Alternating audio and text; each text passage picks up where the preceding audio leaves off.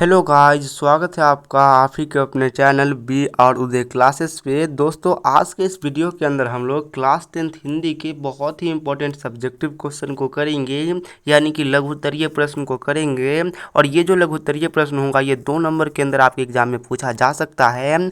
तो बहुत ही अच्छा क्वेश्चन हम लोग करने वाले हैं। वीडियो बहुत ही ज़्यादा इंपॉर्टेंट है, आप लोग शुरू से लेकर के एंड तक वीडियो को देखते रहिएगा। चलिए आज की इस वीडियो को शुरू करते हैं। और दोस्तों, जो भी क्वेश्चन यहाँ पे आपको बताया जा रहा है, इस क्वेश्चन को आप लोग कॉपी पर लिख करके याद करने की कोशिश जरूर कीजिएगा। देखिए, पहला नंबर क्वेश्चन ये है कि जाति प्रथा भारत में बेरोजगारी का एक प्रमुख और प्रत्यक्ष कारण कैसे बनी हुई है। तो ये इंपॉर्टेंट क्वेश्चन में से एक है और आप लोग याद रखिएगा। यहाँ पे आपको बताना क्या है, तो यहाँ पे आपको ये बताना है कि जो जाति प्रथा है ये भारत में बेरोजगारी का एक प्रमुख और प्रत्यक्ष कारण कैसे बनी हुई है। तो चलिए देखते हैं कि इसका आंसर क्या होगा। इसका आंसर ऐसे है कि जाति प्रथा पेशे का दोषपूर्ण निर्धारण ही नहीं करती, बल्कि मनुष्य को जीवन भर के लिए एक ही पेशे में बांध देती है। तो क्या करती है जाति प्रथा? तो जी हाँ, जो जाति प्रथा होती है ये क्या करती है, पेशे का तो दोषपूर्ण निर्धारण करती ही है, बल्कि क्या करती है, तो मनुष्य को एक ही पेशे में जीवन भर के लिए बांध देती है। भले ही पेशा अनुपयुक्त और अपर्याप्त हो, लेकिन वह व्यक्ति अपना पेशा नहीं बदल सकता, क्योंकि जाति प्रथा उसे पेशा बदलने की अनुमति नहीं देता है। इस प्रकार जाति प्रथा भारत में बेरोजगारी का प्रमुख और प्रत्यक्ष कारण बना हुआ है। तो देखिए, होता यह है कि जो जाति प्रथा होता है ये पेशे का दोषपूर्ण निर्धारण तो करता ही है, साथ ही जो मनुष्य होता है उसको जीवन भर के लिए एक ही पेशा में बांध देता है। भले ही वो पेशा क्या हो, तो भले ही वो जो पेशा है ये अनुपयुक्त हो और अपर्याप्त हो, यानी कि उस पेशे की कमी हो, लेकिन वो व्यक्ति अपना पेशा नहीं बदल सकता। क्यों नहीं बदल सकता? क्योंकि जो जाति प्रथा होता है उसे पेशा बनने की अनुमति नहीं देता है। तो जब पेशा ही नहीं रहेगा और वो पेशा बदल ही नहीं सकता, तो क्या होगा, तो वो आदमी बेरोजगार हो जाएगा। और इसी प्रकार क्या करता है, तो इस प्रकार जो जाति प्रथा है ये भारत में बेरोजगारी का प्रमुख और प्रत्यक्ष कारण बना हुआ है। उसके बाद आइए देखते हैं दूसरे नंबर क्वेश्चन को। दूसरा नंबर जो क्वेश्चन है वो ये है कि विष के दांत कहानी में कहानी का नायक कौन है? तर्कपूर्ण उत्तर दीजिए।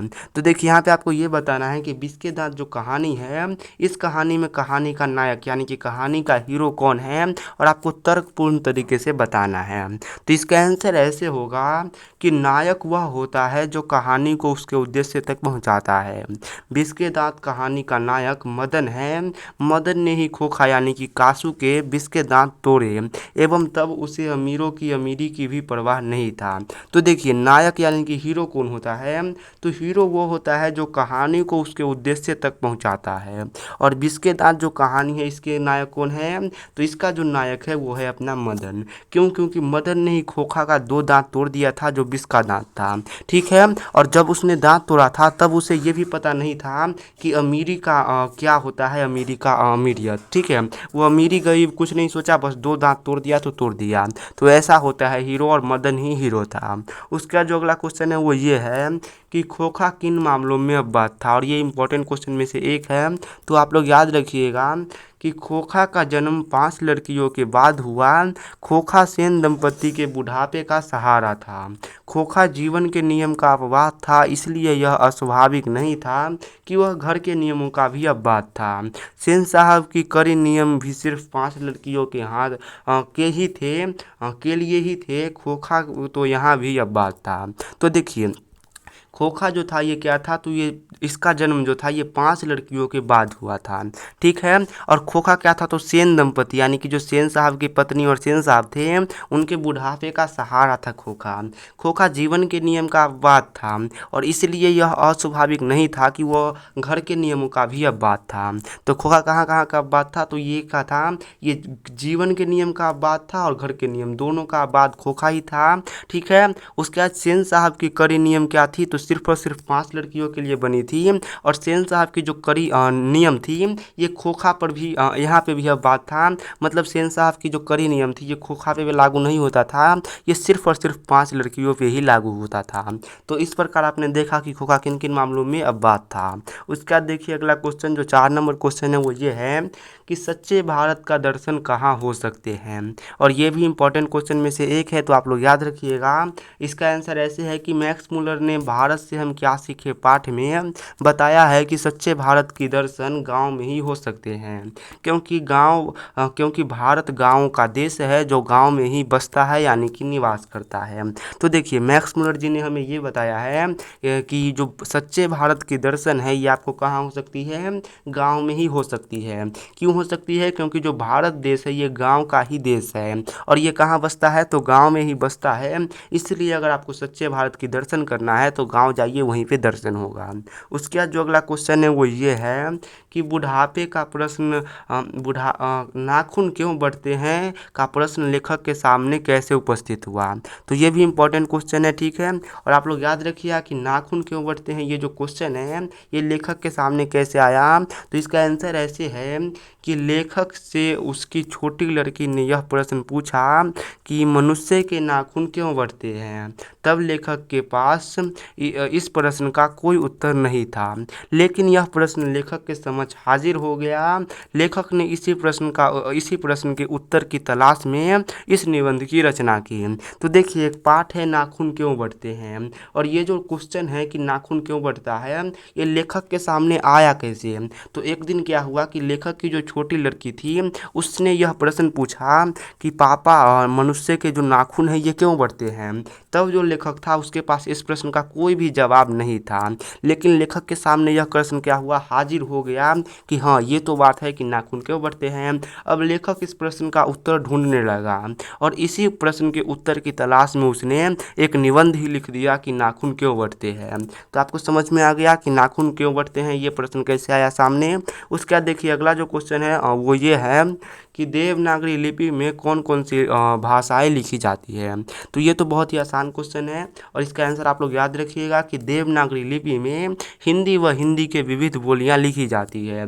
जैसे हिंदी लिखी जाती है, नेपाली लिखी जाती है, नेवाड़ी लिखी जाती है, मराठी लिखी जाती है, मैथिली लिखी जाती है और भी भाषा लिखी जाती है। तो कौन कौन सी भाषा, हिंदी, नेपाली, नेवाड़ी, मराठी, मैथिली, ठीक है। उसके बाद अगला क्वेश्चन देख लीजिए। अगला जो क्वेश्चन 7 नंबर है वो इम्पोर्टेंट है और क्वेश्चन यह है कि बहादुर अपने घर से क्यों भाग गया था। तो देखिए बहादुर जो था ये एक नेपाली लड़का था और ये अपना घर छोड़ करके भाग गया था। तो वही पूछ रहा है कि क्यों भाग गया था। तो इसका आंसर ऐसे है कि बहादुर का पिता युद्ध में मारा गया। तो ये क्वेश्चन एग्जाम के अंदर ये पूछता है कि बहादुर का पिता कहाँ मारा गया। तो आप लोग कहिएगा कि बहादुर का जो पिता है ये युद्ध में मारा गया था, ठीक है। ये 1 नंबर के अंदर क्वेश्चन बहुत पूछता है। उसके बाद देखिए एवं उसकी माँ गुस्सैल थी एवं बहादुर को वह उसकी गलतियों पर मारती थी। एक दिन बहादुर अपने भैंस को चराने के दौरान भैंस की पिटाई कर दी। भैंस दौड़ी दौड़ी माँ के पास आ गई। माँ समझ गई, उसने भैंस की पिटाई की। उसने भैंस की पिटाई की दुगनी पिटाई बहादुर को ही कर दी। इस घटना के बाद उसका दिल माँ से फट गया और उसने घर छोड़ दिया। तो देखिए हुआ ये कि जो बहादुर का पिता था ये तो बेचारा युद्ध में ही मारा गया और उसकी जो माँ थी बहादुर की ये बहुत ही गुस्सैल थी एवं बहादुर को उसकी गलतियों पर बहुत मारती थी। एक दिन हुआ ये कि बहादुर अपने भैंस को चरा रहा था और चराने के दौरान उसने किया तो चराने के दौरान उसने भैंस की पिटाई कर दी। अब पिटाई खाने के बाद जो भैंस थी ये दौड़ी दौड़ी माँ के पास चली आई। माँ के पास आ गई और माँ समझ गई कि ये जो भैंस है ये बेचारी मार खा करके ही मेरे पास आई है और उसने अंदाज़ा लगाया कि भैंस की जितनी भी पिटाई होगी उसकी दुगनी पिटाई उसने बहादुर की कर दी, ठीक है। और बहादुर की जब उसकी माँ ने उसकी पिटाई की तो ये जो घटना था, इस घटना के बाद जो बहादुर का दिल था उसके माँ से फट गया और वो घर छोड़ करके भाग गया, ठीक है। तो वो क्यों भाग गया था घर छोड़ करके, आपको समझ में आ गया। अब आप लोग देखिए अगला क्वेश्चन। अगला जो क्वेश्चन है वो ये है कि गांधी जी बढ़िया शिक्षा किसे मानते हैं। और ये इंपॉर्टेंट क्वेश्चन है तो आप लोग याद रखिएगा कि गांधी जी अहिंसक प्रतिरोध को सबसे उद्दत और बढ़िया शिक्षा मानते हैं। किसे मानते हैं, तो अहिंसक प्रतिरोध जो है इसे सबसे बढ़िया शिक्षा मानते हैं गांधी जी। और क्या है, तो उनका मानना था कि बच्चे को अक्षर ज्ञान शिक्षा से पहले ही अहिंसक प्रतिरोध की शिक्षा दे दिया जाए। तो देखिए गांधी जी जो थे वो अहिंसक प्रतिरोध को उद्दत और बढ़िया शिक्षा मानते थे और वो ये चाहते थे कि जो बच्चे होते हैं उनको अक्षर ज्ञान से पहले ही क्या दे दिया जाए, अहिंसक प्रतिरोध की शिक्षा दे दिया जाए, ठीक है। तो ये भी आसान क्वेश्चन है। उसका 9 नंबर जो क्वेश्चन है वो ये है कि सत्तू मछली लेकर क्यों भागा। तो ये भी इंपॉर्टेंट क्वेश्चन है और आप लोग याद रखिएगा इसका आंसर ऐसे होगा कि बच्चे पापा द्वारा खरीदी गई तीन में से एक मछली को कुआं में पालना चाहते थे। ठीक है, लेकिन जब उन्हें पता लगा कि मछली अभी ही कटेगी तो सत्तू मछली लेकर कुआं की ओर भागा। तो देखिए हुआ ये था कि पापा ने तीन मछलियाँ खरीदी थी और तीन मछलियों में से जो बच्चे लोग थे उनका प्लान था कि एक मछली को कुआं के अंदर पाला जाए। ठीक है, कुआं में पालने का उनका प्लान था, लेकिन जब उन्हें ये पता लगा कि ये जो मछली आई है खरीद करके ये तो अभी ही कटेगी और अभी ही बनेगी, तो सत्तू ने क्या किया कि एक मछली कटते हुए मछली में से एक मछली को उठाया और लेकर के कुआं की ओर भाग चला। तो कुआं की ओर लेकर क्यों भागा था? क्योंकि उसका प्लान था कि मछली को पालना है और पता लगा कि मछली कटेगा तो कुआं की ओर लेकर के मछली भाग गया। उसका जो अगला क्वेश्चन है वो ये है कि सीता को अपने ही घर में घुटन क्यों महसूस होती थी? तो ये भी इम्पोर्टेंट क्वेश्चन है और इसका आंसर ऐसे होगा कि सीता को अपने ही घर में घुटन महसूस इसलिए हो रहा था क्योंकि उसके तीन बेटे और बहू आपस में सीता के भोजन के लिए झगड़ रहे थे। तो देखिए जो सीता थी एक प्रकार की बूढ़ी औरत थी और विधवा औरत थी, और जब वो विधवा हो गई तो उनके जो तीन बेटे और तीन बहुएं थे ये इसलिए झगड़ रहे थे क्योंकि ये वो सोच रहे थे कि सीता को भोजन कौन देगा। और ये जब सीता ने देखा कि उसकी जो बेटे और बहुएं हैं ये उसके भोजन के लिए झगड़ रहे हैं तो सीता को अपने ही घर में घुटन महसूस होने लगा। ठीक है, तो ये क्यों होता था आप लोग समझ में आ गया। तो आज के इस वीडियो को हम लोग यहीं पे एंड करते हैं। अगर आपको ये वीडियो पसंद आए तो इसे एक थोड़ा सा आप लोग लाइक कर सकते हो।